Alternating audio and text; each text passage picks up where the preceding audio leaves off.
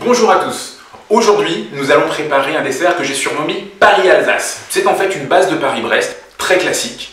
Mais pour la partie Alsace, j'ai apporté cette petite modification, cette évolution sur des arômes et des saveurs de forêt noire.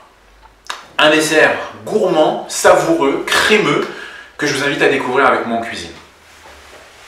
Bien, pour réaliser cette recette, vous allez avoir besoin de 125 g de beurre, 60 g de sucre, un tout petit peu de kirsch, du chocolat noir, des cerises, j'ai pris ici des griottes, 25 centilitres de lait entier, 3 jaunes d'œufs et 20 g d'amidon de maïs ou de maïzena. Pour la partie pâtisserie, vous allez avoir besoin de 3 œufs, 75 g de farine, 2,5 g de sucre et 2,5 g de sel, 12,5 centilitres d'eau et 112,5 g de beurre. Commencez par faire réchauffer votre lait à feu doux, mélangez le sucre, les œufs et la maïzena et battez vigoureusement jusqu'à obtenir un mélange bien crémeux. Incorporez le lait encore chaud petit à petit tout en fouettant. Reversez dans la casserole et remettez à chauffer à feu doux. Lorsque le mélange a épaissi, retirez du feu. Vous pouvez maintenant ajouter le kirsch, toujours en remuant.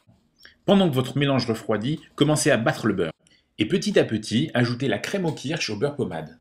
Il ne vous reste plus qu'à fouetter pour obtenir votre crème au beurre. Remplissez une poche et placez-la directement au frigo. Préchauffez votre four à 180 degrés, marque 6. Maintenant, pour la pâte à choux, portez à ébullition l'eau, le sel, le sucre et le beurre. Ajoutez d'un coup la farine et remuez jusqu'à ce que le mélange se détache des parois et sèche, puis réservez dans un autre bol. Ajoutez un œuf, incorporez-le en mélangeant vivement, puis faites la même chose pour le deuxième et le troisième œuf. Votre pâte doit être dense et lisse. Votre pâte à choux est prête, il ne vous reste plus qu'à la mettre dans une poche à douille. Faites la forme que vous voulez. J'ai choisi de faire un rectangle sur 2 étages, mais vous pouvez très bien faire un cœur, un rond, débouché, laissez faire votre imagination. Enfournez pour 20 minutes ou jusqu'à ce que la pâte à choux soit dorée. Vous pouvez alors la sortir du four et la placer tout de suite sur une grille à pâtisserie. Préparez des copeaux de chocolat avec un rasoir à légumes ou un économe. Découpez votre pâte à choux avec un couteau à dents. Vous pouvez maintenant dresser en rajoutant de la crème, des cerises, éventuellement du chocolat et faire autant de couches que vous le souhaitez. C'est votre dessert, finalement c'est à vous de choisir. Rajoutez le chapeau, placez le tout sur une assiette avec 2 cuillères pour 2 gourmands. Et voilà, il n'y a plus qu'à servir. Régalez-vous.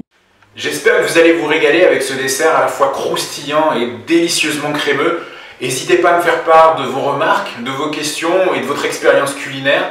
Maintenant, si vous voulez partager la prochaine séquence avec moi, j'ai toujours besoin d'aide pour faire la vaisselle, donc n'hésitez pas.